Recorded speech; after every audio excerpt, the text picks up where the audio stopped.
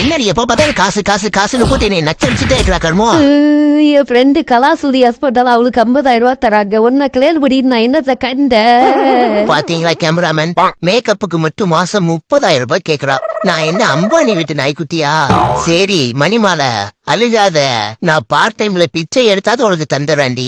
நீங்க வேற பாட்டு கூட ரெடி பண்ணிட்டேன். பிச்சை பாத்திரம் ஏந்தி வந்தேன், அம்மாவே பிச்சை போடுங்க அம்மாவே. பத்தியா என்ன கல்யாணம் பண்ணியா இல்ல என் பர்ச கல்யாணம் பண்ணியான்னு தெரியல. எங்க பாரடி என் பேரை கூட நான் மாத்தலான் இருக்கேன். இனிமேட்டு நான் சாதா பிலாப்பி இல்ல பிச்சை பிலாப்பி. போதுமா மச்சி, இனிமேல் சைட்டே அடிக்கூடாதுடா. ஆஹா, இங்க போடுறோம் யார் அவ செம்மையா இருக்குறா. என்னடா கம்மா கம்மான்னு வாசம் அடிக்குது. அக்கல்ல இருந்து கால் வரைக்கும் சென்றடிச்சிருப்பா போல.